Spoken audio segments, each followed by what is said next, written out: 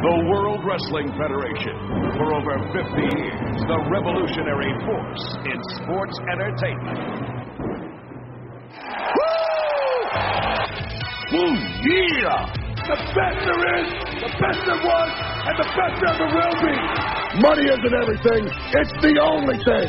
And everyone has a price for the $1 Million Man. Shove that control into a nosedive, Hulk Hogan. Will you stop? All right, let's go over to Sean Mooney. And what you gonna do when Hulkamania destroy you? Ooh, yeah, that's right. It is the Retro Roundtable, people, presented by the Sunday Segue Wrestling Podcast, and it's your boy, Kinny Killa. And as always, I have my partner in crime for the Saturday show, none other than the Kinny Killa podcaster himself, Mr. Michael Cook. Woo! I feel as though I should change that to Banzai or something when now that we've played time. Well, it's his last pay-per-view, so you're allowed to do the woo just for now. But I know you check us out there, you should know by now, but for all you new listeners, if you hear a Kinny Killa on a Saturday, what's up with that? Well, I'll tell you what's up with that. It is the Retro Roundtable, our once a month retro show looking at the early 90s pay-per-views. Right about now, we are looking at Royal Rumble 1993. The guest on our show today is none other than one of the hosts on the Attitude Air podcast. It is none other than Paul Field. Well, you know something, dude. Oh, wait, sorry. Wrong decade. Sorry. Yeah, just enjoying the fact that you're going to be on. You're on the show, looking back at the 90s. Was your first pay-per-views in the 90s? Yeah, well, I'm a 90s kid. I was born in 1992, so I'm quite young, to be honest. But I do remember my first pay-per-view that I probably would have gotten for one of my birthdays was WrestleMania 11. Oh. So. And I've got an older brother who follows wrestling, and I know, yeah, it's pretty sad. Although it's got a soft spot in my heart, it's got a soft spot. But I grew up watching wrestling. Here's a little known fact: my first word that I ever spoke was Hulk. That's the genuine truth. No, I heard that before. You told me this before. Yeah. It's pretty sad, but that's a fact. Yeah, it's crazy. Well, now I know that WrestleMania 11 is your first pay-per-view. Again, a really bad start, but at the same time, when we're not far off. We are not far off 95. So when we get to there, I'm noting down all the guests' first pay-per-views, and then we'll get you on the show because obviously it has a vivid, memory for you. So absolutely, yeah. It's a funny thing actually with that pay-per-view was I remember watching that. I had it on the tape. I got it for my birthday. I came home from school and I was watching that pay-per-view, and I watched Shawn Michaels and Diesel, and then I turned it off because I thought it was the end. I didn't realize. I don't know. I was so young. I just didn't cop it that Lawrence Taylor and Bam Bam Bigelow hadn't been on yet, and I didn't realize until 2 months later that I hadn't watched that match yet. Oh man, that was a failed WrestleMania. I mean, people are like, LT? Who the hell's LT? I remember as a kid just being like, okay, I know Bam Bam. Who is LT? But we'll get into that when we get into 1995. True. Oh man, we're in 93 at the moment. Right about now, my hair is looking like 90s. Jeez, I combed up my hair and I'm looking like Kid and Play out here. Mixed in with a little bit of Django and Chain, but you know how it is. Saturday morning, get up with the kids, and it is how it is. They kind of mess up your hair a little bit. But let's get into the show. Sunday Segue. Obviously, you can look on our website. That's our Sunday Segue podcast.wix.com/Sunday Segue. Also, follow us on Twitter. That's at Sunday Segue, Segue.segue. Like our Facebook. Subscribe to our YouTube channel. Email us at sundaysegue@gmail.com. We're on Podomatic, Stitcher, and don't forget to download that Double Twist player. So right about now, as we like to say, hit it, Gorilla! Welcome to Sacramento, California! Welcome to the Alco Arena! Jam-packed! Welcome to the Royal Rumble! Hello everyone, I'm Gorilla Monsoon, live here at the Alco Arena. Everyone waiting, Brain, for this big matchup. 30-man Royal Rumble, and then 2 big titles up for grabs. The Intercontinental belt, as well as the World Wrestling Unification title itself. And how about Big Boss Man taking on Bam Bam Bigelow? And what about that opening tag match with the Steiner brothers? What about the unveiling of Narcissus? Who cares? So we hit the pay-per-view with Gorilla and, you know, the best tag team chemistry in the world, Gorilla Monsoon and Bobby the Brain Heenan. What was your view on these two, Paul? Classic. Absolutely classic. Like, they made all the when you look back, it's funny, they didn't really do the best commentary on, say, the lower level matches, and we do give shit to Michael Cole, Jay, and Booker T when they don't really pay attention to the lower mid-card matches that go on Raw. But the 1992 Royal Rumble the year before was probably the best hour of commentary from two men ever in Gorilla Monsoon and Bobby Heenan. So they are the ultimate, beside JR and JR. Yeah, they're those two, man. Like, it's going to be nice to actually speak to you about this because obviously, like you said, 95 was like your first pay-per-view, so we get to see whether this holds up for you. And is this the first time you've watched Royal Rumble 93? No, I haven't on DVD. Oh, to be honest, it was the first. The 95 WrestleMania was the first kind of pay-per-view that I had on video, but I had seen 1990 Survivor Series, I'd seen WrestleMania 3, I'd seen History of WrestleMania, so I was very, very familiar and always have been with 80s and 90s wrestling, more so than anybody probably at my age. But yeah, Bobby Brain Heenan and Gorilla Monsoon, fantastic. And this was their last pay-per-view as well. Oh man, it's gonna hurt. Oh my God, it's gonna hurt. But enter JR. So it's gonna be a fun time entering the JR era, the early JR WWF era. But we start the first match with the Steiner brothers versus the Beverly Sisters. Debut on the show, Cookie. For the dog-faced gremlin and Big Papa Pump. He did look like a dog though. He did look like a dog. But Steiner, Big Papa Pump at that time, he looked like a woman in early 90s Coronation Street. Lovely flowing hair. Scott Steiner was a good guy, wasn't he, really, then? He was a goody two-shoes. You can't imagine him being the Big Papa Pump guy from like WCW and TNA. Man, I thought they were two different people. Yeah. I don't know about you, Paul, but I thought they were two different people. Yeah, very different physiques. I wonder what changed there. But you can see the gradual, build of him, and then obviously, when they go to WCW, and for those people who are, more WWF fans than WCW, and then you turn over to WCW and you see this guy, and you're like, wait, who's this? It's Scott Steiner. You're like, nah, that's Scott Steiner.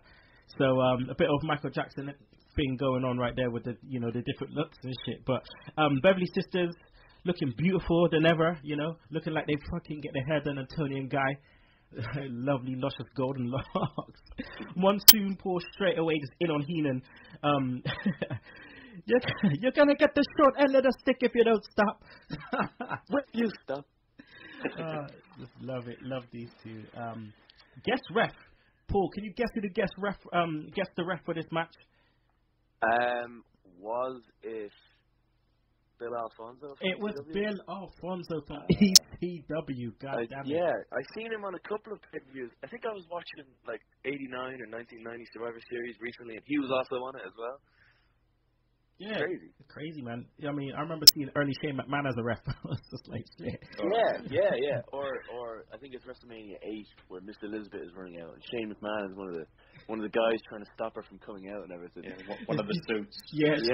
She's like, move your little peck. Those who know about Willow know what I'm talking about. But Freakzilla, starting off Cookie, with Blake, showcasing some nice mat wrestling as they do, which they're always known for. Oh yeah, I mean, I thought the Steiner brothers in WWF were a great tag team, and Scott Steiner's like tilt-a-whirl and backbreakers, and Rick Steiner's release German suplex looked so painful. My eyes were like, how is he not dead, that guy? Where he landed. It's funny watching it back as an adult and then kind of reverting to your memory about what it was like for you watching it as a kid. I used to love the theme songs back then, but I'm looking at the theme songs now, and Steiner's theme song is just like it's like Jim Johnson like track 305. It's like a college football. Well, that was the whole character thing, wasn't it? Yeah. Yeah, Michigan State, wasn't it? That was their whole thing.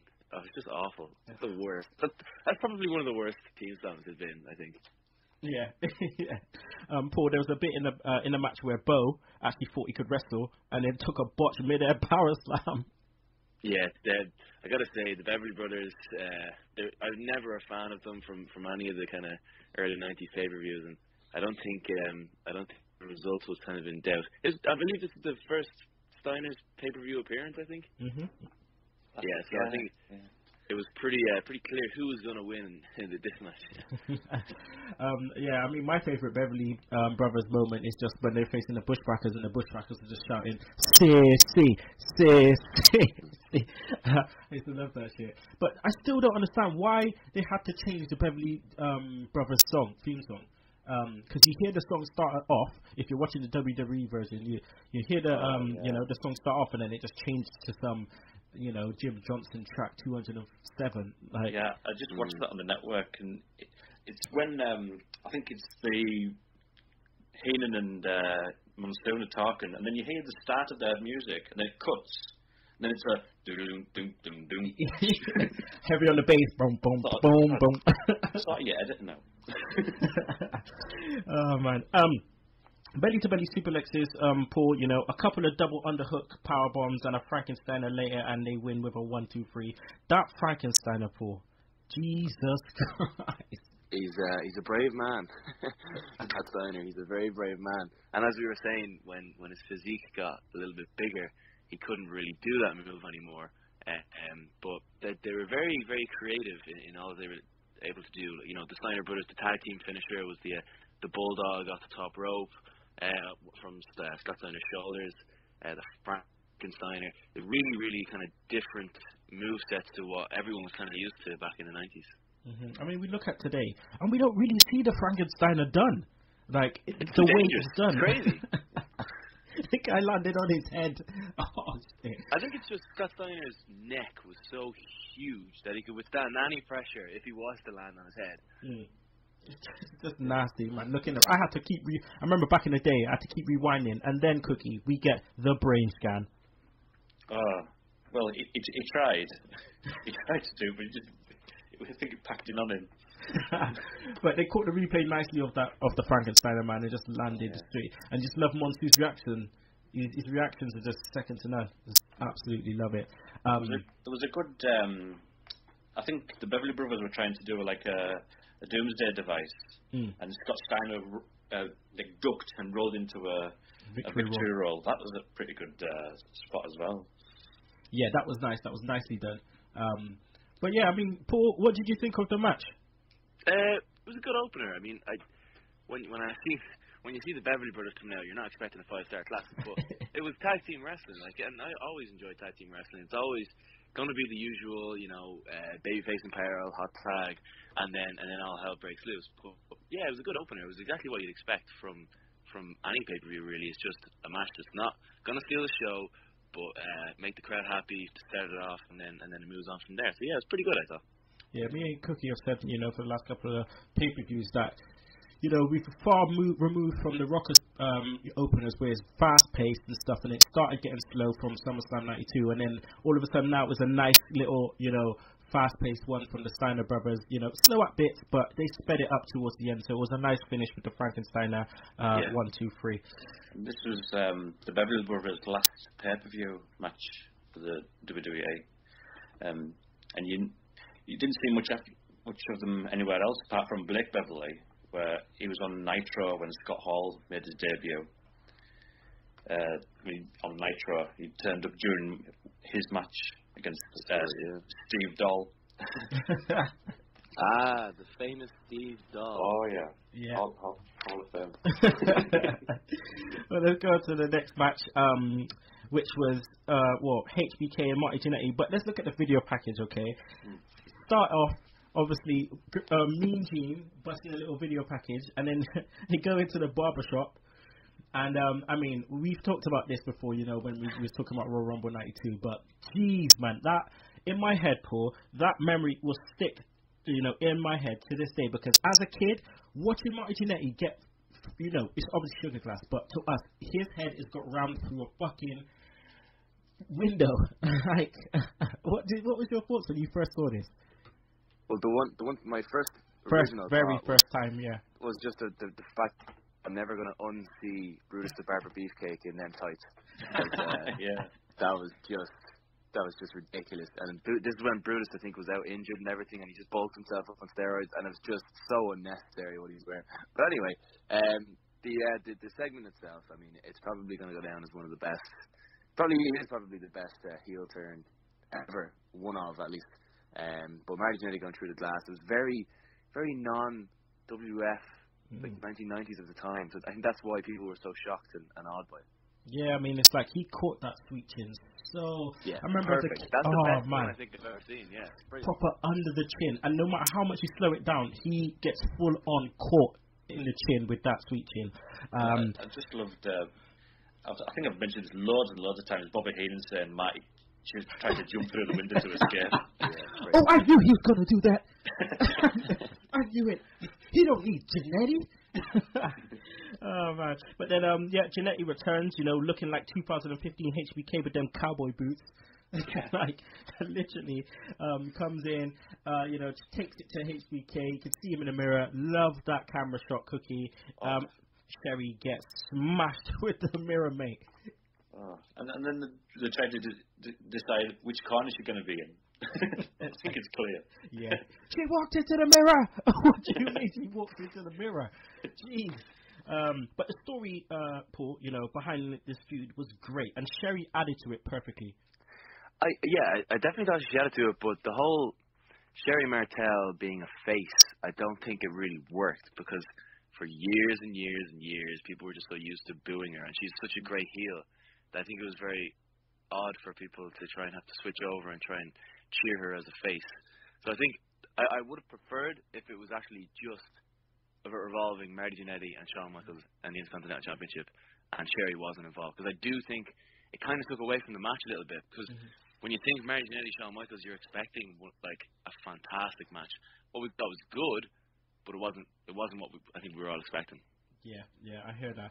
Well, you know, like you said, you know, WWF couldn't get used to Sherry as a face, so they just bumped over to WCW. She became Sister Sherry. Exactly. Right, yeah. Manager of Doom or something. Manager of Harlem Heat. Yeah. Oh, I love Marty and Colonel Robert Parker. Yeah. In Las Vegas.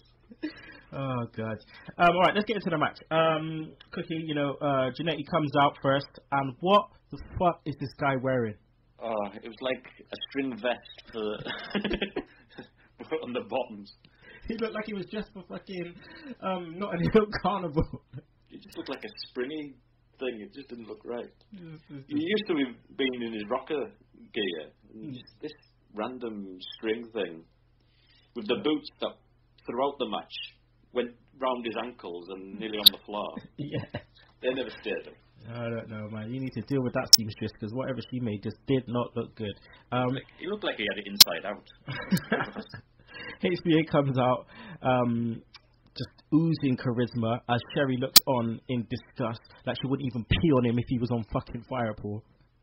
How good how much of a main event did Shawn Michaels look like? When just that entrance, that even with the music with Sherry singing along and not himself, just instantly like this looks like a star. But I don't know if you noticed, but there's probably a really good drinking game you could have with this match. Anytime they go for an Irish whip, just drink, and you'll be drunk, because my God, I don't know if you realised, but every single time they went into a new move, it was Irish whip. It was into the ropes, boom, boom, boom. Every single time, it was just like, oh, come on. Oh, I got to look that and count that and see how many Irish whips they get, man. That, yeah, I could believe that though. I could definitely believe that. Marty started the match, Paul, you know, strong, with HBK selling like an absolute crazy nut until Marty got caught off the, you know, off the top rope. Heenan's line of the match for me. I bet he separated his shoulder. Well, I hope so. I thought do think it was more so that Shawn Michaels was the one controlling the match, and Marty Jannetty was getting all of his. And as well as that, the most amazing thing about Marty Jannetty is, and you probably realise this after watching all of these pay-per-views, where he comes and goes every so often. In '93, '94, and even in '95, he's there. The crowd, just no matter what, are so invested in him. They love him, no matter what, no matter how many times he leaves. So I think that really added to the match. Yeah, definitely. After HBK doing some damage to the shoulder, or a lot of damage to the shoulder, Jannetty hulks up, suplexes HBK out of the ring, which was a big move for 1993, Cookie. Oh, definitely. I mean, this was of its time. This was really new stuff, and the suicide dive Marty Jannetty does out of the ring, and it's brilliant. And great near falls as well with Shawn Michaels. He was the king of getting his arm out too. He was brilliant. And then you had Heenan just go, no. He just gets so close. But Sherry comes around with her baps out and smacks the taste out of HBK's mouth. Oh, God. Look, Bobby Heenan, you no good. Sherry's dress sense, man. I don't know. She also had it at the year before, just Cleavage Central. It was just crazy. It's just dressed like that all the time. Put little visuals to make sure you look in that area as well, like little Heartbreak Kid tattoo and all that shit. Yeah, it's crazy. If her baps out, her ass is out, and he just, never got it. But Makes you rest.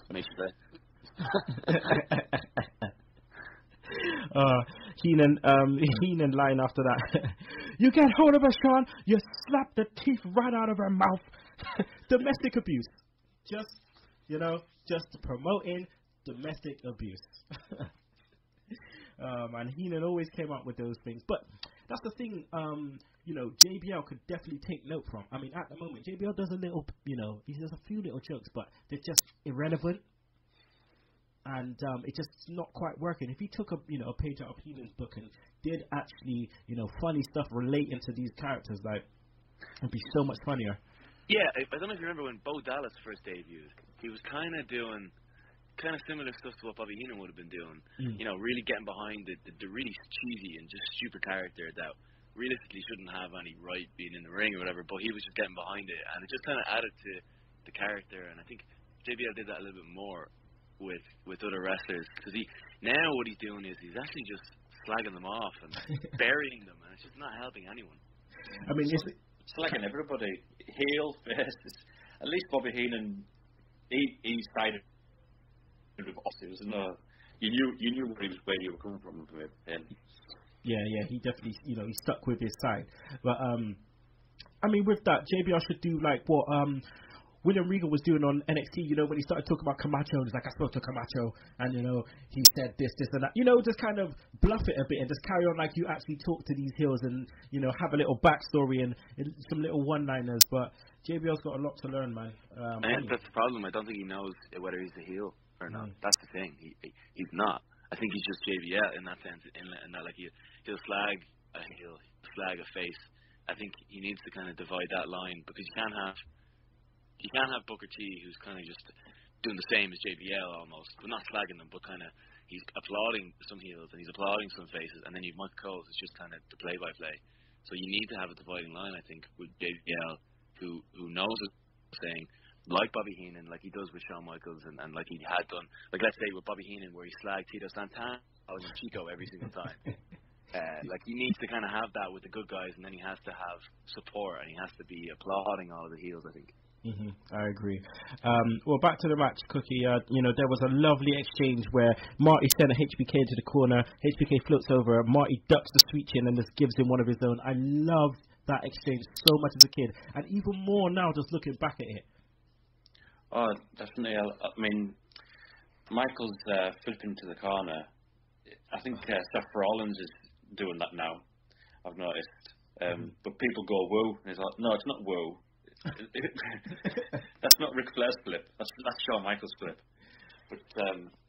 But that sweet chin music from Marty Jannetty to Michaels, Michael sold that like he just went flat on his back and sold it. It was brilliant.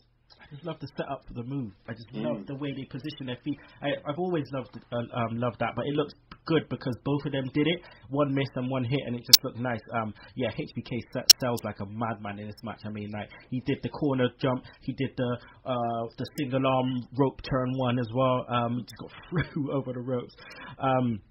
Well, Paul, the finish comes when HBK elbows the ref so blatantly. And then Marty sets up HBK for Sherry to hit him with her shoe. She misses. HBK turns Marty inside out with this switching and pins Marty. As Sherry runs off. Yeah, I think the whole ref bump. I don't think many wrestlers were kind of used to it yet. So any kind of time that there was a ref bump in the early '90s, it just looked so staged, so fake. But I thought the selling of the switching music that's ever been done before or again after that, I don't think I'd say it's like that at all because it just looked so unrealistic. It's so obvious that there's just Giannetti doing a little flip. Oh man, but I know that. I just love it. But so HBK gets the win, and then here's the first splicey of the Retro Roundtable, where we get after the match, where Sherry runs to the back, and HBK looks on the screen and follows her. So spicy. Right now, John is watching the video wall. He sees what's going on back there, and now he's about to make his way back into the locker room area. Oh, I bet he's got something to say to her, big time. Well, he's gone out of our sight. Sherry. Sherry. Whoa. Sherry. Damn it. Settle down. You are hysterical. You from the gutter, girl. And that's the way you are.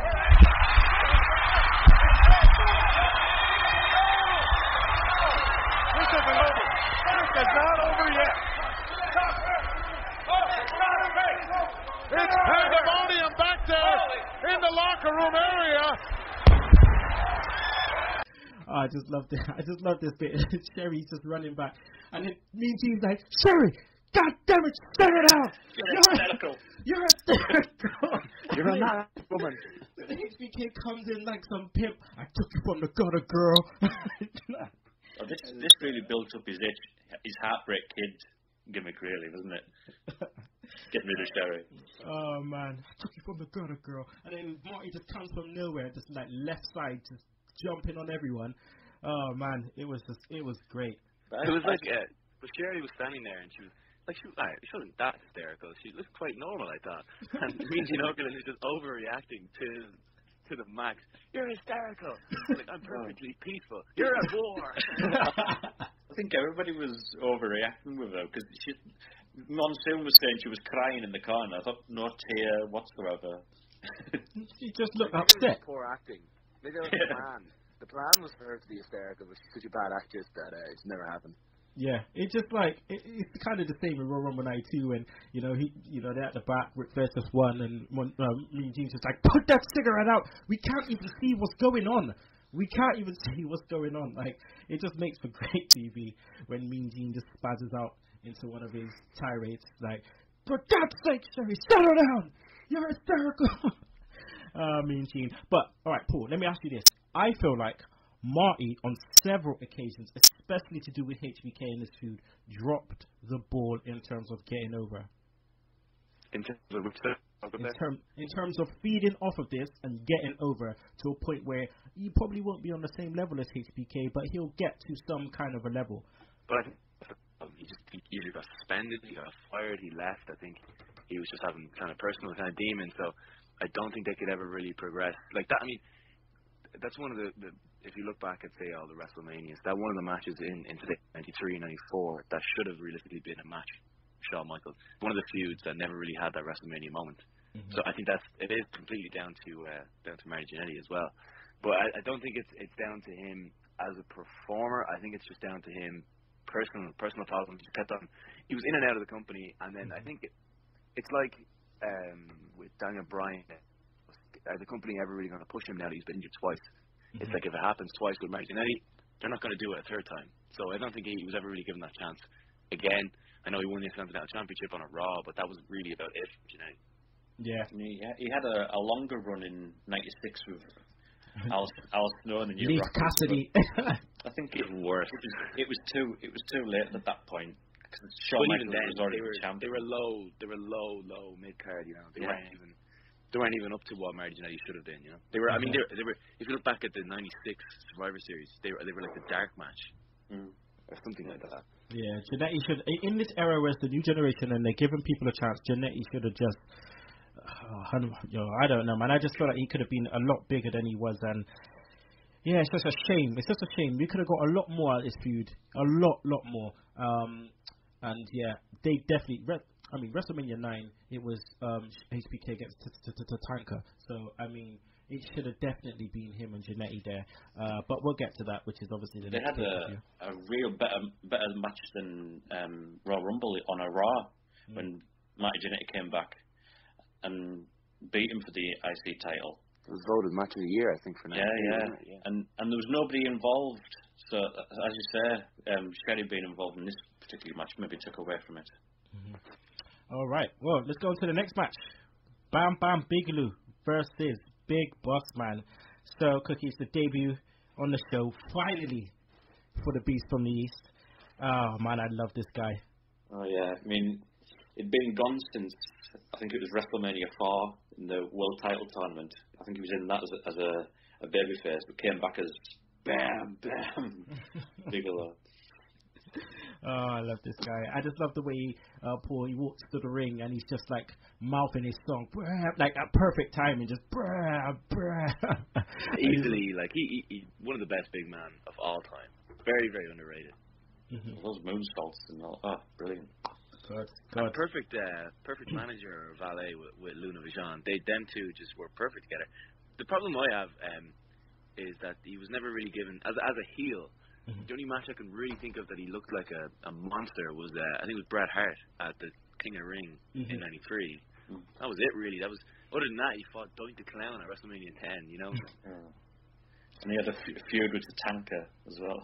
Yeah. And then they became tag team partners. You're right. You're definitely right, Paul, with that one, because Bam Bam could have done a lot more. And obviously they kind of gave him the ball at WrestleMania 11. Which he knocked it out of the park. Yeah, definitely, without a shadow of a doubt. But he should have definitely been given more. So the match starts, with Bossman taking a beat down by Bam Bam. As he gets jumped, by Bigelow before the match, just headbutts everything. Yeah, like we said, no Luna Vachon yet. At what point can you remember, Cookie, when she comes in? Well, she shows up on WrestleMania with HBK, which is a weird combination. I don't think he realised he was there. But it might have been King of the Ring, I think. I think during the Bret Hart final, because I think she causes a DQ at first, and then but they restart the match. That's so right. Around that time they paired him with her. Yeah, because when he had the feud with Doink, she kept fighting Dink. Yeah. Superlex on Dink. I remember that shit. That'll put butts in the seat. Yeah. After a rest spot, Bossman, does some weird botch superlex, which looks like it hurt him more than it hurt Bam Bam. Like, it was crazy. Then, we got the finish comes when Bam Bam kicks Bossman in the face, and then he sets up for the flying headbutt for the win. What was your thoughts on Bam Bam, Cookie? He was a great wrestler, very agile for somebody. He shouldn't be bouncing around like that. So I liked him more as a heel. And he turned face in, was it '95 when he had the flames? Pyro. Oh no. The theme song. Dum dum dum dum dum dum. Oh no. He's clapping with the fans. It's funky. Bam Bam. This again was Bossman's last pay-per-view. A lot of people would disappear. This pay-per-view in particular really was a transitional pay-per-view where the stars of, say, the late 80s, early 90s just started leaving.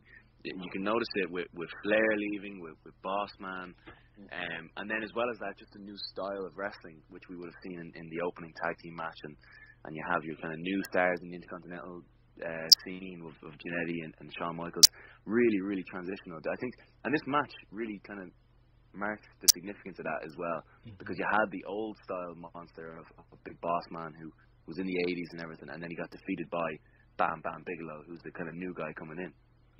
Yeah, definitely. I mean, you look at Razor Ramon again, you forget how early he came into WWF, like 1992, you know, and then he's obviously facing off for the title against Bret Hart, and the impact Razor made, not only, you know, as a heel when he came in, but then as a face, to carry that mid-card on his back during that New Generation era. Like 3 years. Oh, man, like, this is crazy. Putting over guys, everything, like, putting over Diesel, putting over Jeff Jarrett, like, he was going in, you know, so, but yeah, sadly, you know, like we said, this is the last time that we see Bossman, you know, for a while on the show anyway, probably for a few years before we get to the Attitude Era, but yeah, he leaves WWF for Japan. He goes great, to, great team song for Bam Bam, sorry, for Big Boss Man as well. I really missed that one. He should have returned in 1998 with that theme song. Could you imagine? If you ever just he carries a big stick. I don't know if I said, but before I used to think it said he carries a bitch stick. Like, maybe it was when he was a prison guard. Oh man. When he went to WCW, he wore his original Big Boss Man gear for one match. I thought Vince must have seen that and spat his coffee out and. Yeah, well, he was called the Boss. He was called the Boss, and then the Guardian Angel.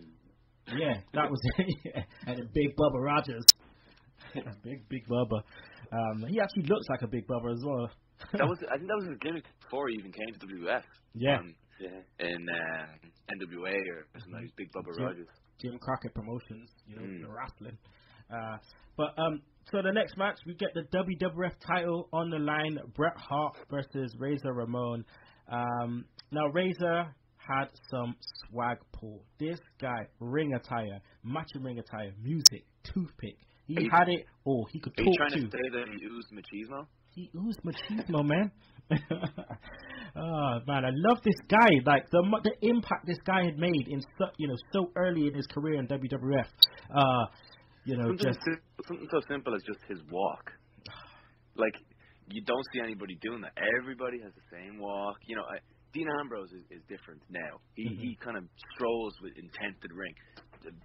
Razor Ramon, perfect character-wise. What he does, he just saunters down to the ring, doesn't even care too much. Just perfect for his character. Absolutely brilliant.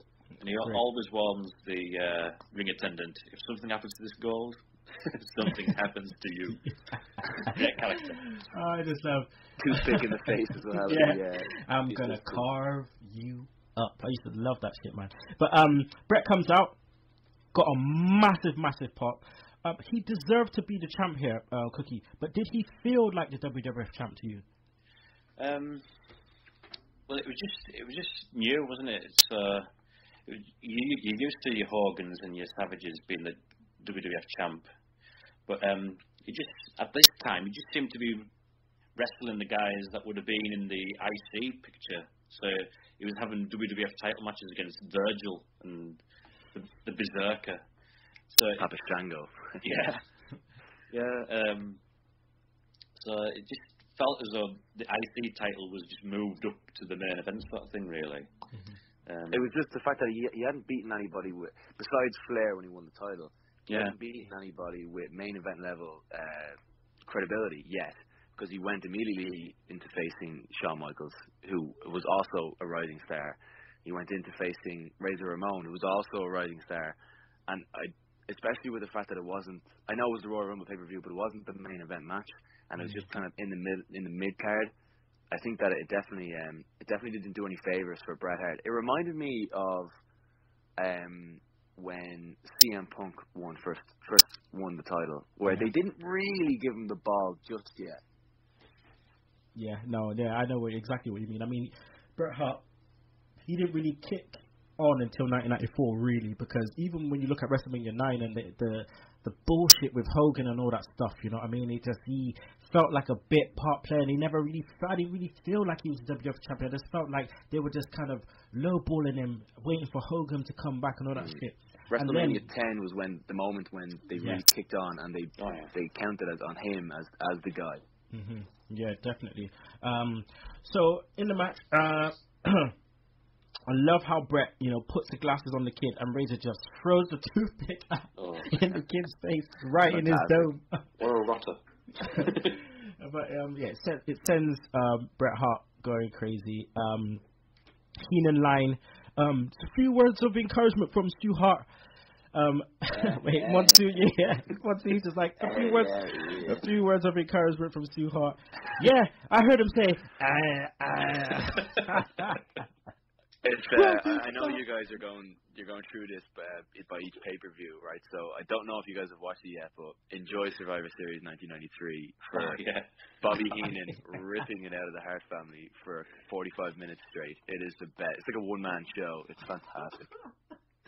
Oh man, I can't wait for it. Man. As soon as we get there, oh man, we're gonna have a field day, absolute field day. So I always thought, this match kind of showcased the better big man, little man dynamic than Bret's matches with Diesel. Don't know if you felt the same way, Cookie. Yeah, I thought his matches with Razor were probably the best that he had with Razor, was just the high flying part, and Razor would just throw him in fallaway slams and all this sort of stuff. It was a great dynamic between the two, especially in the King of the Ring as well. Yeah, I forgot about that one. Because he was on his way. It was on his way to Bam Bam, wasn't it? Because he faced, did he face Razor first, or did he face Perfect? He faced Perfect, I think, and then he faced Ramon, and then he faced Bam Bam Bigelow. I think that's how it went. Yeah, because it was an interesting face-off with Perfect and Bret, with Mean Gene talking about, don't forget 1991, SummerSlam and all that, which I loved. Mean Gene was a troublemaker. Yeah.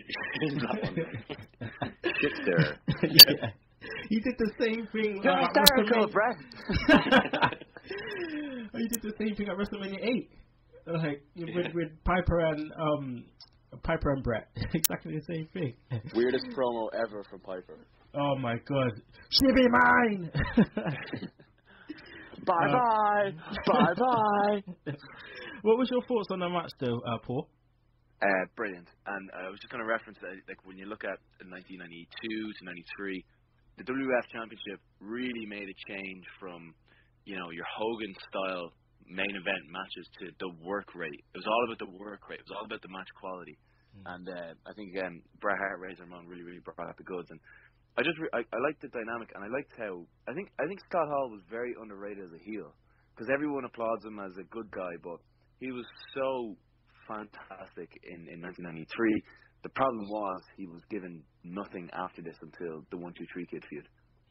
Yeah, I forgot about that. There was a massive, space between that and the 1-2-3 Kid. But he faces like Bob Backlund in a stinker of a match at WrestleMania 9. I felt like Razor Ramon was really going to be going somewhere after this match, because he really brought the goods. I thought it was a really, really good match, really, really exciting. The crowd were really into it, really technical. And that's the one thing you always get with Bret Hart matches, is they're very, very believable, very, very realistic. Like how he turned into the sharpshooter was just that he could, anyone could do that. I mean, it was just really, really realistic, I thought. Definitely. I loved Razor's punches, Cookie. They were lethal. Reminds me of Kurt Angle's punches as well. They just look real. They're slaps, yeah, but they just look like they hurt. Bret Hart definitely knew how to sell them Oh, did we get a sternum first? We're trying to count how many sternum first shots Bret Hart takes, because he just loves to take that bump. I don't know how he could do it as well. Yeah, he did the sternum first one, and then he went one where he slid through under the bottom turnbuckle and crushed his ribs in the post. So he was crazy. Oh man. Razor gets Brett into a bear hug, and Brett just does some Hogan shit and just bites him. You know, nice babyface move, Brett. Nice babyface move. You just bite the hell out of him. But the finish comes, like Paul said, you know, when Brett gets out of the Razor's edge, tries to roll up, then does another unique setup for the sharpshooter, which was great. I just love how he gets him in the sharpshooter.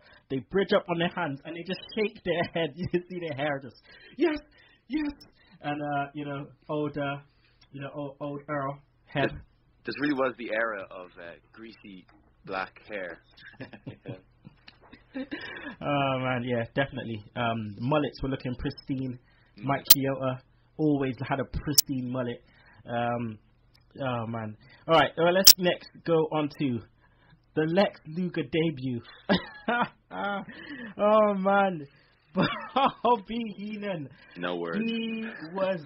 Oh my god, this guy's commentary was genius. This guy was about to burst his load. I swear. He was in love with this guy. Let's just slicey this Lex Luger promo. You know, Bobby Heenan, I truly am incredible. This is history in the making. I will be, mark my words beyond a shadow of a doubt, the most dominant force that the WWF has ever seen.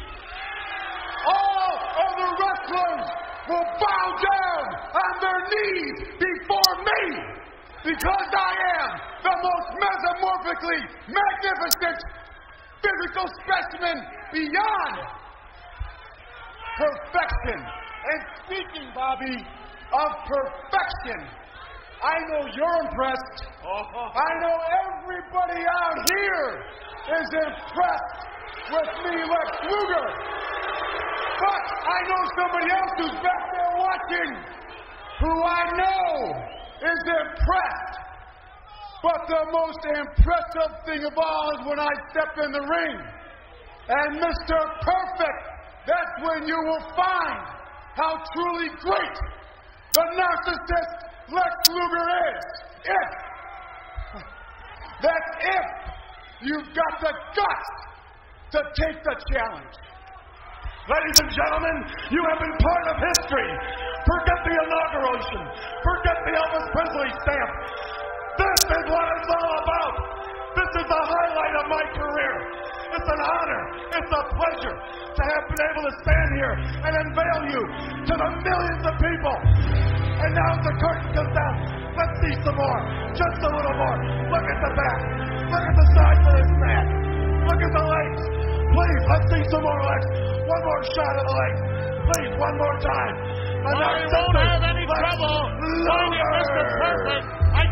Man, I mean, this was a big coup for WWF at the time, wasn't it, Paul? Yeah, big time. Well, he was very well known in the WCW, NWA era, and he had some fantastic matches with Flair. He's part of the Horsemen. So to get Lex Luger was fantastic. To use him in the World Bodybuilding Federation was another thing. Man. He probably had no compete clause or something, but didn't he have an accident at the end of this, which is where he got his metal plate in his forearm before his wrestling debut.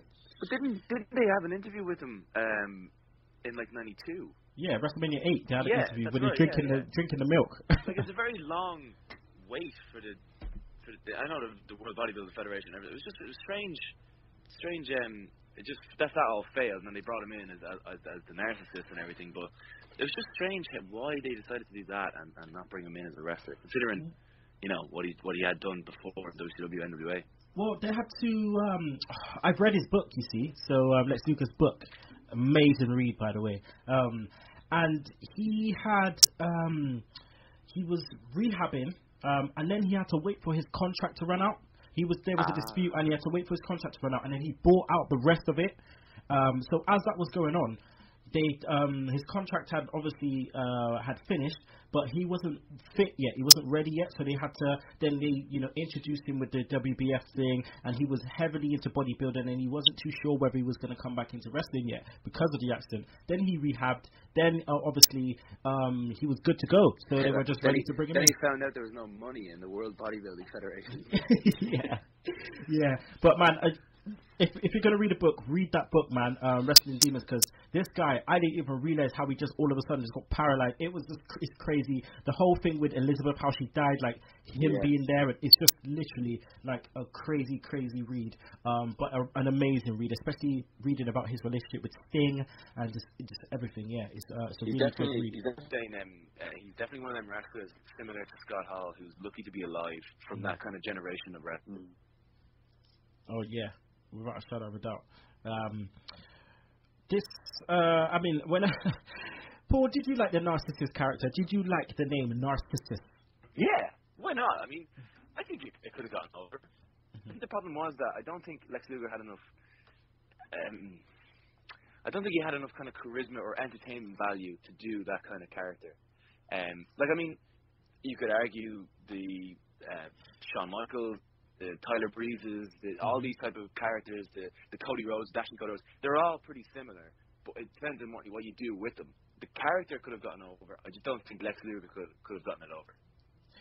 Cookie, how do you rate his entrance into the WWF? Could it have been done differently, rather than here, just at the Royal Rumble, with Heenan? And America. Yeah, and America. I mean, the whole Bobby Heenan thing, just introduce him. Don't be saying, look at the pecs, look at the legs. I bet you all want to have a part of him. I thought, shut up, Bobby. He should have just debuted in the Rumble match. Just go in that, and but just as Lex Luger, or even debut at a match and beat him up. Something like that. Just get him automatic heat. Just straight forearm to the dome after the match, and just taking out everyone with the forearm.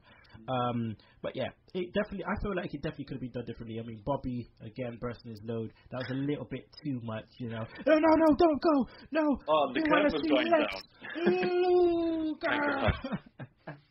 The curve was going down, and he was still going down, going, look, don't. And he's just like lifting it up, showing the legs. Just a little bit more. Just a little bit. But what did you think, Cookie? What did you think of Lex Luger's promo? Well, it was just a basic promo, really, just for Mr. Perfect, saying that he was better than perfection and all this sort of stuff. So he was challenging Mr. Perfect, who was in a career-ending match the next night. So what would have happened if Flair won? Yeah. It's as if they knew what was going to happen. Oh yeah, we knew. Should have kept him as a heel. It was one of the biggest mistakes was trying to make him Hulk Hogan. Oh man, the SS Intrepid. Yeah. I mean, it's gonna be fun, running down that road when I play the theme song. I'll be your hero. Yeah, that's my jam. oh, WrestleMania. That's the other jam right there. A side, B side. I only came across that recently before this year's WrestleMania. It's just, and they have every wrestler does their own little section where they rap or they sing. Wham, bam, here comes the slam, hot damn. And that was all Simon Cowell's fault. He's got a lot of time for it. I forgot about that. All right, man, we're going to go to a break right now, but we'll be back with the Royal Rumble match. We'll also be back with the pay-per-view rating, match of the night, pay-per-view MVP, and Cookie's top 5, so don't you miss it.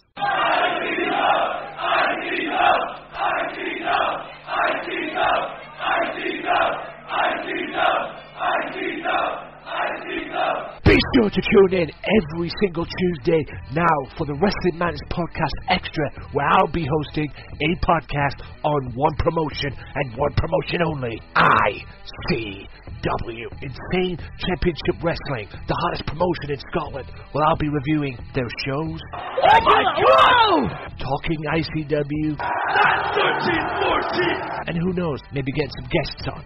So be sure to tune in to the Wrestling Madness Podcast Extra ICW podcast, Insane Championship Wrestling, every Tuesday on YouTube, Podomatic, Stitcher Radio, downloaded free at iTunes, Mixcloud, and SoundCloud. Wrestling matters, wrestling fans. World, look into my eyes. When you see me on a show, when you see these fans, you know you've got the best in the damn world. We are ICW, and you're going to know our name. And we're back, people. It is the Retro Roundtable, episode 10, looking at Royal Rumble 1993. I am your boy, Kinny Killa, out here with my partner in crime on a Saturday. That is the Cookie Cutter podcaster himself, Michael Cook. And also, our guest for today is the Attitude Airs host, Paul Field. So, right now, guys, we're going to go into the Royal Rumble match. We had Caesar and Cleopatra coming out, a bunch of bullshit. Fast forward this, reading up the proclamation. That would have been booed today, like. Oh. They wouldn't have been able to get in the ring. Don't be surprised if it was booed back then as well. Yeah. Yeah, they probably edited that part out. Yeah. But we start the Rumble. Sorry, just have to take a quick breath there because this is going to be a long one. We start the Rumble with the last year's winner, Ric Flair, as number 1, and number 2 was Bob Backlund. What the hell? Bob Backlund, when he came in, right, back then, I didn't know who the hell this guy was. I thought he was some jobber. Yeah, I mean, thinking about it now, this is huge. Ric Flair and Bob Backlund starting the pay-per-view, starting the Royal Rumble match. But back then, as you say, I hadn't a clue who this guy was. This old guy coming in. Yeah, I mean, and the thing is, I mean, I don't know how old Flair was at that time, but, you know, they kept bigging up like, yeah, you know, he's 43. Flair couldn't be far off that. Yeah, I think he was about the same age. So I think because Ric Flair didn't have a gap in between his career, I don't understand. But there's loads of folk over 40, and Bob Backlund is the old guy. He's just 43. Yeah, they were dressed the same, red tights, red boots, going at it. Number 3 comes out, Papa Shango. I just love the bit Heenan's line. He goes, "Uh-oh, it's Papa Shango. He might make both of you disappear." It's crazy that 5 years from then, you know, we would see, you know, Papa Shango surrounded by hoes, calling himself a pimp. It's crazy to think that, man. Crazy to think that. Monsoon starts getting on at Heenan, you know, saying, "Ever since Perfect dumped you, the guys in the white coats and the net will be looking for you." Just straight jacket him up, man. Straight jacket him up. So number 4, we get Ted DiBiase comes out. Ted DiBiase was out there for 25 minutes. Made 4 eliminations. So Ted DiBiase came in. Then number 5, we had Brian Knobbs, one of the nasties. Who doesn't know how to sprint to the ring. He looked as though he was running on the spot. His knees were up his chin when he was running. Yeah, that's right. Oh man, I love the Nasty Boys. I just love the theme song as well. You know, but and then they literally, what a rip-off in WCW. What a rip-off. Exactly the same song, but then just put voice over it. We're the Nasty Boys. We're here the nasty side, yeah. It's like, fucking hell, man. I don't know who did their theme songs back then, but yeah, complete rip-off. Brian Knobbs, you know, puts his armpit in DiBiase's face. Don't know if you noticed that, Paul. Yeah, I'm sure $1 Million Man Ted DiBiase was delighted. It must have been like a rib or something. Just take a little sniff on that. That was their finisher, I think. Was it? Shut up. Armpit to the face. Yeah, I could have sworn it was definitely one of their moves. It was definitely part of their moveset was armpit to the face because they were so nasty that they smelled so bad that they would like pass out from the smell of their armpit. Oh man, Papa Shango was in there for 28 seconds, got thrown out by Flair. Brian Knobbs in there for 2 minutes or 3 minutes, got thrown out by DiBiase. He was the second guy to get thrown out. And then we get Virgil. Virgil comes out. I love how old storylines, you know, kind of just stay played out. They're still there, you know. He's just still there. He comes in straight after $1 Million Man. I mean, it would be good if they did that now. Like, there's no real feuds now, is there, for that to happen? No, people fight a paper. They fight SmackDown, Raw. Then they go to the pay-per-view, and then they completely forget that they had problems a month ago. That's what's going on these days. Virgil, I keep telling you, this is the 10th episode we've done, which means 10 months I've been telling you, where the fuck is my $10? I want my $10 back. It's WWE Superstar, not WWF Superstar. I'm ripped off. Want my $10, you bastard. I'll be heading out to New York soon, so I want it back. I know which train station you use, which subway you in as well, bastard. Alright, so next we get out Jerry Lawler, Burger King. He comes out. Then we get Max Moon Cookie. Oh wow. This guy, originally it was Conan. Yep. The Comic Kid. Yeah, but apparently he had a falling out with McMahon, and it turned into it was Paul Diamond Cater. He took over. But apparently McMahon spent millions on this guy, Max Moon gear, with the lasers coming out of his arms. Gear was crazy. What was your memories of Max Moon, Paul? Pretty much like everybody else, non-existent. Yeah. Well, Max Moon was non-existent in this Rumble because he was in the ring for like 2 minutes. I think I don't know. He only had like 2 notable things throughout his career. He had an appearance in this match, and then he also faced Michaels in the first Raw, and that was it. Yeah. Yeah, literally. I mean, he was in the Rumble. Didn't know whether he took directions very well because he kept stopping people from doing their planned moves in the Rumble. Then he went over to Lawler, tried to give him some roundhouse kick. He succeeded once, tried to go for a second one, and just literally just got thrown out. So, thanks, Max Moon. There was a good moment where Jerry Lawler started going at it. I thought, Flair just stayed. It's a little bit like matches he could have had, like Lawler and Backlund. I know, and the thing is, the reason why Lawler and Flair were going at it was obviously the history, Memphis, and on all those times in NWA and all the little title versus title matches and all that shit. Like these guys have massive history, so it was nice for that to be played out as well. Number 9, Tenryu comes out to like cricket, literally, and then once he's trying to build it up, it's Tenryu. And it's just like, okay. This is his first match since WrestleMania 7. I think he... Yeah. That's right, I think. Yeah, he faced Demolition, isn't he? Yeah. That's right, yeah. And they beat Demolition as well. Didn't he come back in the next Rumble to take out Lex Luger? Yeah, as well as Kang or Kwang or something. Kwang. Wait, Tenryu was Kwang? No, as well as Kwang. So as well as Kwang, okay. Oh, okay.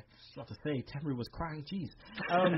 Well, Tenryu and Flair are chopping the hell out of each other so hard that they've like literally their chest hairs are like they're giving their chest hairs a buzz cut basically. Like literally just like chopping the hell out of each other. Number 10 was Perfect. When Perfect comes out, this was amazing. Healers, no. Just, and the crowd just pops so hard. Comes out, him and Flair start going at it like crazy. Bumps galore, and then he just throws out Flair. Absolutely loved it. Loved the story it told. Tenryu was fucking, in football with ball watching, Tenryu was wrestle watching. He was standing there, didn't know what the fuck to do, seeing Ric Flair and Perfect knocking 2 shits out of each other. He was standing there going, Katili. He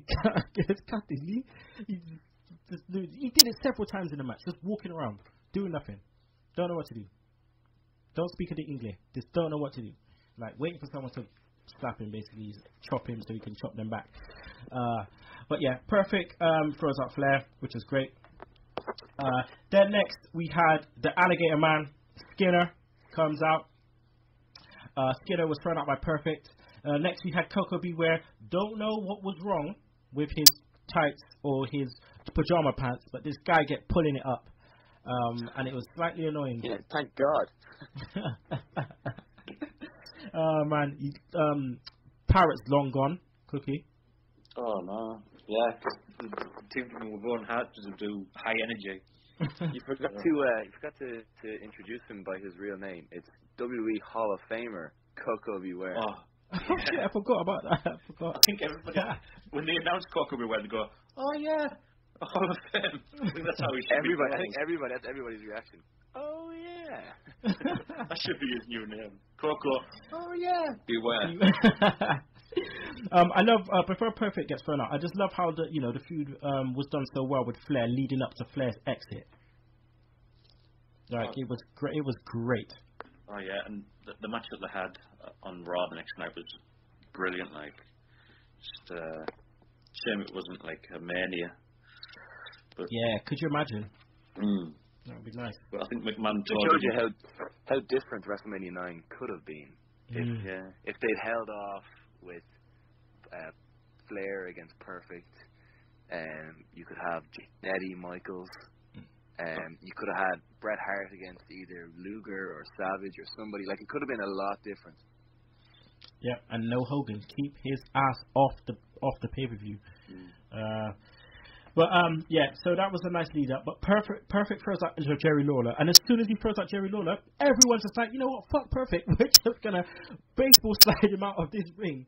Which is cold, and then obviously, Lawler and Jerry Lawler was like almost dragging him out of the ring, and they started fighting, and thought, oh, is this a feud coming? Nothing happened of it. Nothing. Just starting punching each other to the back. Nothing whatsoever. Then we have Samu. Samu comes out. Literally with Afa. Afa is dragging the hell out of this guy. Just drags him up and just throws him into the ring. Love it. Love it, Paul. Like the head shrinklers, man. Afa was so good for them. Oh, it's brilliant, yeah. And they were a genuine tag team. And they went on to face the Steiner brothers, I think, as well. But yeah, perfect tag team, I thought. Nice, good heels. Had that wackiness about them as well. Good, very good.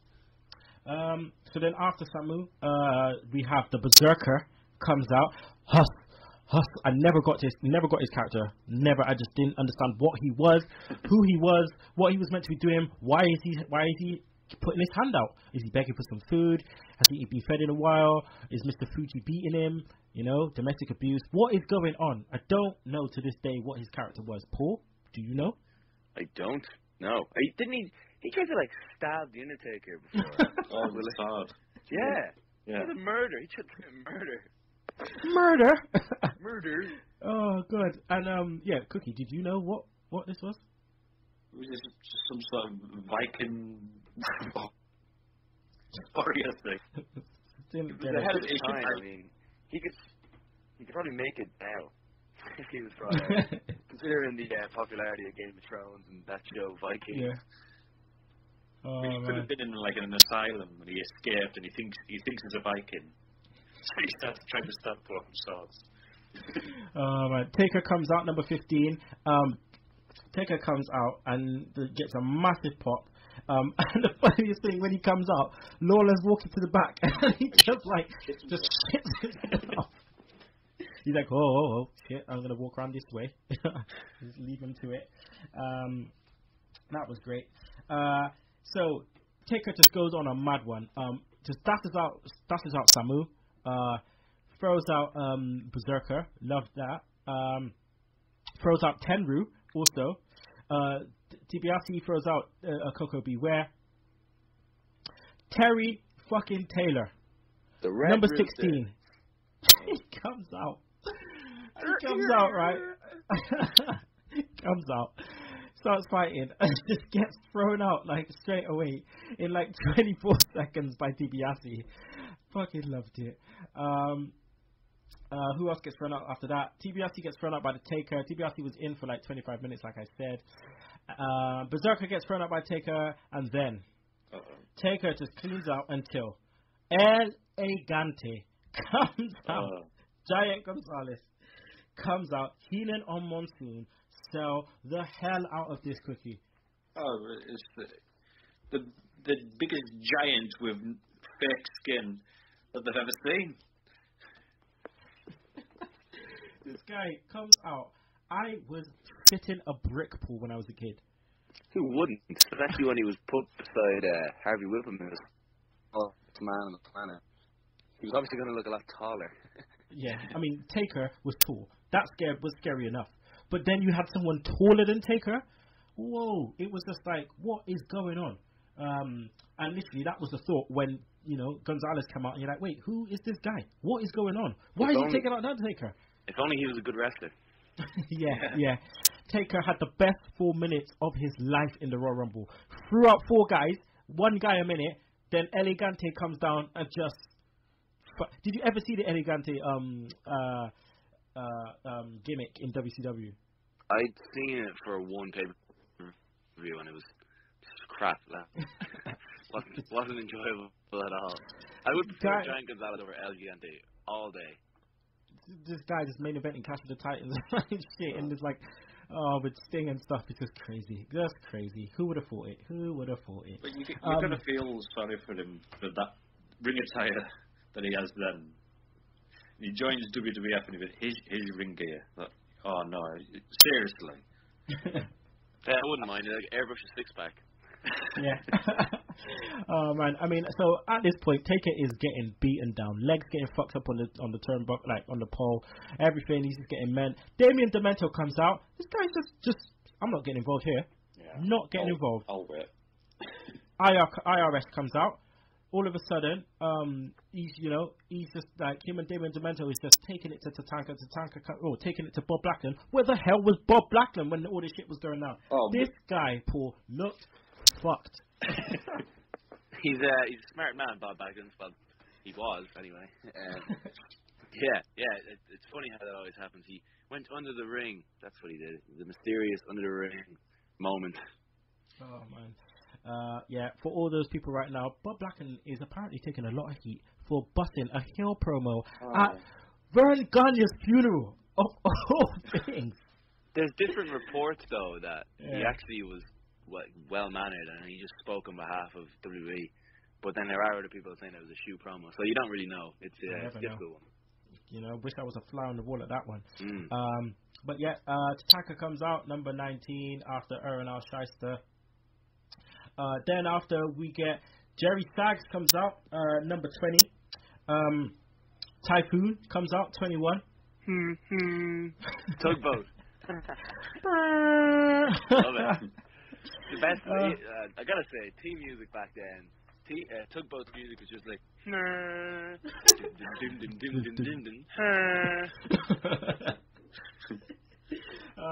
Fatu comes out, number 22. Not got to make a change, Fatu. This is just head trick for Fatu. He comes out. And then the Earthquake comes out. The Earthquake comes out. Goes straight after his tag team partner. What the hell? 1990 all over again. Straight after him, man. I thought, wait, is there some underlying beef going on? What's happening? So the Earthquake throws him out. Then we get Carlos Colon, number 24. He's the papi. He's the papi of, And I think he was odds-on favourite to win this year's Rumble, wasn't he? And Monsoon says the most ridiculous thing. He's clearly an old man. And he goes, this youngster comes. Yeah. And I'm like, Oh, man. He is the papi of Carlito, and Primo, and the uncle of Epico, I believe. Don't you mean Fernando and what's the other guy's name? Fernando and Los Matadores? Fernando and Diego. Diego, that's it. Yeah. The illegitimate father of El Torito, also Carlos Colon, Hall of Famer. But yeah, Carlos Colon comes out. Then we get Damien Demento thrown out by Carlos Colon. We get Bob Backlund thrown out Fatu. Then we get the Earthquake dashing out IRS. They're in a big feud with DiBiase, Money Inc. at the moment. And then we get Tito Santana coming out. Chico is a Reba, man. And then we get Rick Martel again. Absolutely love it. Here comes Heenan. Oh, he's going to go straight after Santana. And what does he do? Straight after Santana, old tag team partners, Strike Force. Gotta love it. I feel like I was trying to think the only feud in the past 5 years in WWE that you would think where a couple of years down the line, if they're both in a Royal Rumble match, where they'll both just start beating shit out of each other, would be Rollins and Ambrose. Mm-hmm. Oh, definitely. Yeah. I can't think of anything else. Any other feud with any real kind of significance Like, you can imagine in 4 years' time, if Rollins is in the ring and Ambrose will come out, he'll just go straight for Rollins. Yeah. The only real feud that's similar to, you know, your Jannetty Michaels, your Santana Martel. And they'd get a good reaction for it as well. Exactly, yeah, people will remember it. But if it was like Randy Orton and John Cena came running out, it's been done to death. I think they did that in, like, 2012.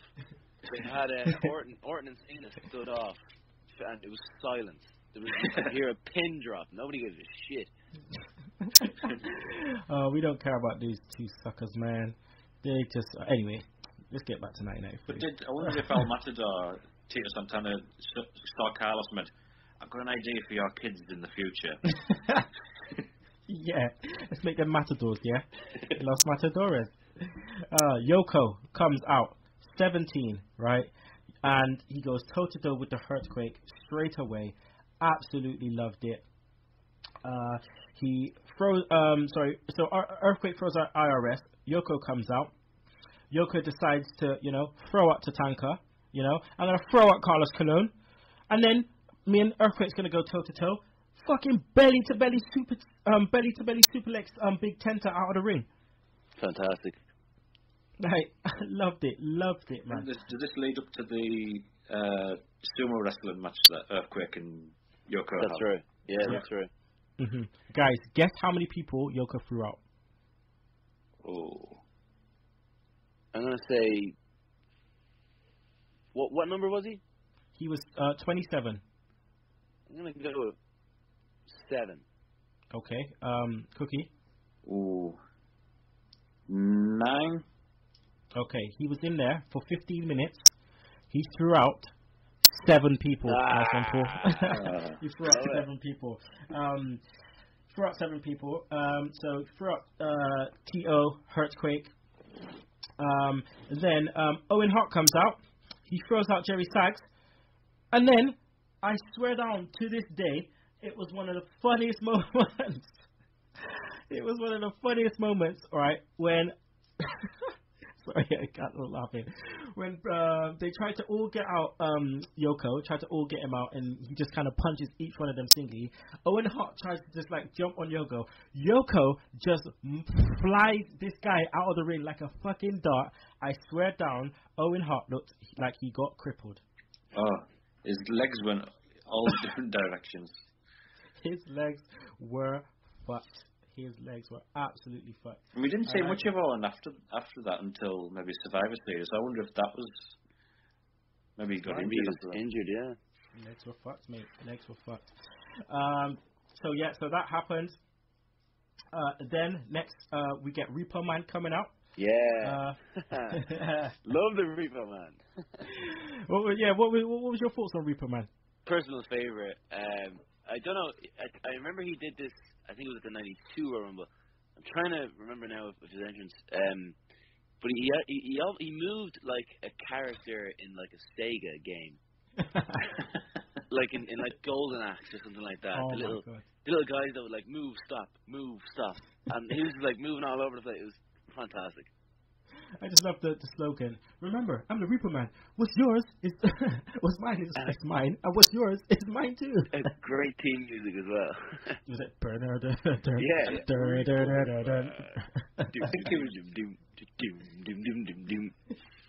Wasn't he in a feud with Macho Man around this time? Because I think he stole Macho Man's hat. No. He repossessed Macho Man's hat. I don't know what was going on with Jim Johnson in his era, but he was heavy on the bass with the theme songs, man. He was just very, very, it was bass heavy, but it was great for Repo Man.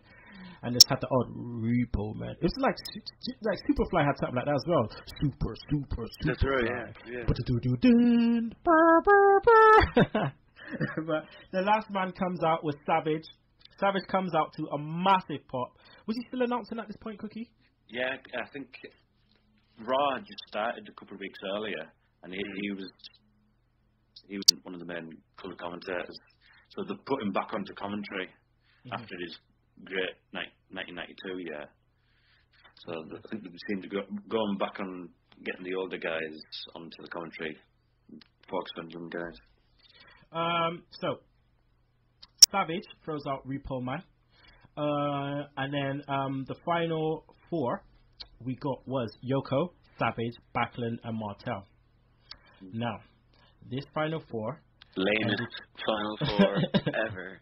Yeah. Yeah. It got, it finished quite quickly because I believe Backlund threw out Martel, and then Bob Backlund decides to just like go on a big one and try and like fight Yoko. The crowd were loving it. They were popping. It was great to see Paul Backlund back here. No one never knew who he was, and then all of a sudden he is like in the final 3 trying to fucking drop kick Yoko. I thought it was really good storytelling. It's a real kind of tip to Backlund's hat as well, because when he came back, no one really knew who he was, and there was kind of silence when he came out. But he got that crowd on his side over just basically just staying in that Rumble for as long as he did. It was real good babyface kind of performance. I thought it was really, really excellent. He ends up getting thrown out by Yoko. And one of the biggest mistakes in battle royals is run the ropes and charge at another person. You will always get backdropped over the top rope, no matter what. So he gets thrown out. And then Yoko, obviously Yokozuna's meant to be playing a Japanese sumo wrestler, just blatantly goes into the camera and just goes, Samoa! Shouts out Samoa and his family. Samoa and away! Just blatantly. Then it goes to the final 2. Savage and Yoko. Yoko and Savage, toe to toe. The last 2. Yoko's beating Savage pretty bad. Belly to belly superplex. I loved Yoko's leg drops. He looked like he absolutely obliterated Savage with his leg. It's like a fucking, oh man, his legs were so big, Cookie. Oh yeah, and that was just at his smallest. It'd get bigger than that. To think this guy went to 600 pounds, Paul. Yeah. If only he stayed at that weight. I mean, you can imagine like how good of a match he could have had in 93, 94, 95. It's just too bad that he just gained so much weight. I know, man. Sad, very sad. And then Yoko's beating down Savage until Yoko misses a splash in the corner. And then, Cookie, we get the most famous, stupid Savage moment to happen ever. I am a huge... Call it, Cookie, call it. Macho Man fan. But he goes for the splash and he misses and he falls on his back. Then Savage does his elbow drop and he covers him. He does not... I'm a big Macho Man fan, but he does not know the rules of Royal Rumble matches. 1992, he jumps over the top rope to get to Jake Roberts. In 1991, he doesn't show up at all and gets eliminated. When you've got 5-year-old kids thinking you're an idiot, that's when you know you've done wrong. Like, I mean, fair enough if it was like, like the elderly were like, oh, that was a bit stupid. But like, if the 5-year-olds are saying, you're so stupid, why are you going for the cover? Just, it shows you how ridiculous that whole thing was. I don't know who thought of that finish. I don't know if it was Savage on the fly, just thinking that's how he's going to do it. I don't know. I mean, it was good for Yoko on Yoko's part to be able to just bench press him off the floor out of the ring. It makes you wonder if it was a botched spot, like he was supposed to maybe push away as soon as he was on top of him, but it just looked as though he went for the cover. Maybe he was supposed to make it like as though he went for the elbow. I'm so tired or something that he ended up landing on Savage, and then from there Yokozuna straight away just lifted him up and pressed him over. As in, like, he hit the elbow and he stays on top of Yokozuna instead of he hits the elbow, moves away, then goes for the cover. It looked a bit odd. Oh man. Well, the winner is Yoko in the ring for 15 minutes. Bob Backlund, beat the record at that time, which was Flair's record. He was in there for 1 hour, 1 minute and 10 seconds. So good on your Backlund. All right, so that's the end of the Royal Rumble. Yoko now goes on to face Bret Hart at WrestleMania 9, which will be our next pay-per-view. With no shenanigans whatsoever. Yeah, I believe that when I see it.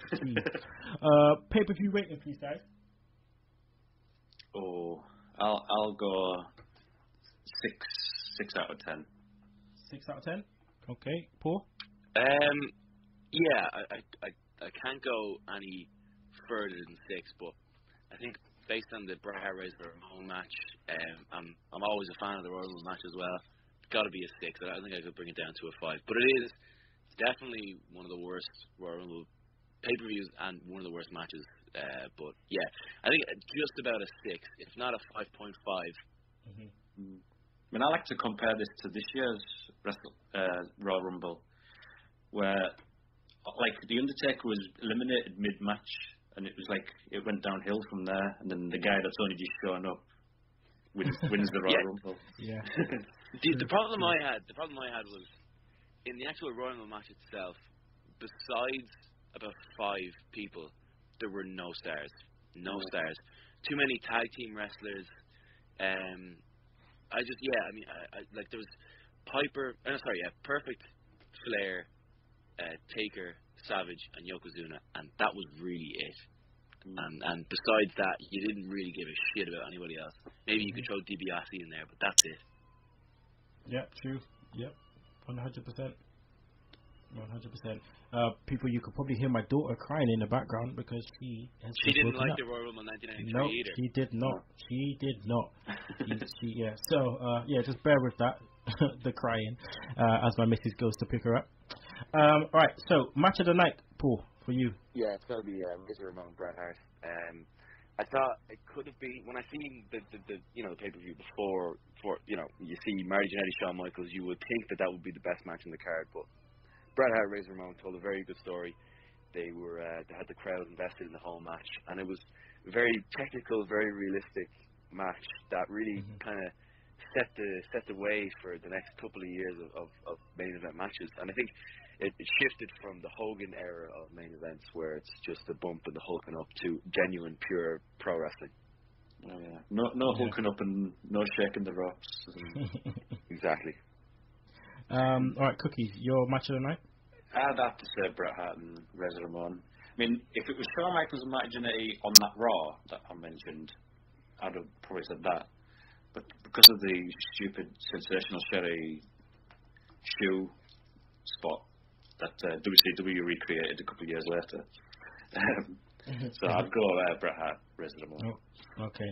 Cookie, your pay-per-view MVP? Oh, this is a hard one because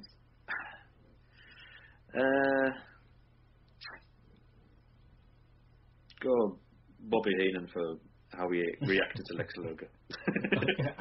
Bobby Heenan, wow, that's the first announcer gets one. Bobby Heenan. Paul, who's your pay-per-view MVP? I've got to say, just because he kind of turned the crowd, and he turned everyone. I think everyone expected him to be a nobody in the match, and he actually ended up being one of the best probably moments of the whole thing. It's got to be Bob Backlund. Yeah. Okay. All right, people. Right about now, you know what time it is. It is time for Cookie's Top 5. So what you got for us today, Cookie? Well, because 1993 was like a transitional period, a lot of people left. They disappeared. So it's top 5 departures in 1993. So 5 and 4 is just popular wrestlers that just left. It was number 5, Big Boss Man. I thought if he stayed in this new era with like dustbin men and plumbers, and he'd have been perfect as the cop. So, and number 4, Hacksaw Jim Duggan. He was having main event matches with Yokozuna and Shawn Michaels, but then he left after King of the Ring. Number 3, I'd have to go Hulk Hogan, because if he'd have done business and had that Bret Hart match at SummerSlam, that would have been amazing. Like, but he didn't want to do that, did he? He wanted to do Thunder in Paradise instead. He's a bastard, man. He should have given him the pin, man. He should have given him the pin. Definitely. Fuck's sake, man. Definitely. But and number 2, Ric Flair. Just a disappointment that it wasn't as successful as you'd have hoped him coming to the WWF. He had his 2 title reigns, but I think Vince McMahon wanted to go for the younger guys, and Ric Flair just asked to leave. So So that was number 2. And number 1, just because the commentary team was never really the same after this, was Bobby Heenan. I thought I was so disappointed when he left, and the way he left with Monsoon dragging him out of his commentary team and throwing him outside, and it was such a disappointment because you never get another Heenan like that. But he went to WCW just so he'd be near home, but you could tell he didn't enjoy it, and he didn't like Brian Pillman pulling at his suit and saying, "What the you doing?" So that's my number 1. Okay, all right. Okay, and that's the end of the show, people. And that's the end of the show. It's the end of Royal Rumble 1993. First off, I'd like to thank our guest, Mr. Paul Field, the host of the Attitude Air podcast. Paul, please let the people know where they can find you on the Twitter and find your show. Yeah, they can get my personal Twitter at the Paul Field, and then the show you can get it. It's just the Attitude Air on Twitter. It's facebook.com/theattitudeair. And you can go back and listen to all of our shows on mixcloud.com/theattitudeair. And you can also check out soundcloud.com/theattitudeair. Okay. And obviously, I have to thank my partner in crime, the Cookie Cutter podcaster himself, Michael Cook. Let the people know where they can find you on the Twitter. You can find me at the M Cook. There it goes, at the M Cook. Simple as. All right, people. Next, it is WrestleMania 9, which will be happening next month. I'm not sure who the guest will be, but I will announce that soon on our Facebook and on the Twitter. So yeah, it's been amazing. It's been a great show. Look forward to WrestleMania 9. Actually, I look forward to 1993 just to talk about a lot of the shenanigans that goes on this year. Very much a transition year. So cool, and we'll see you next month. So don't forget to watch, brother.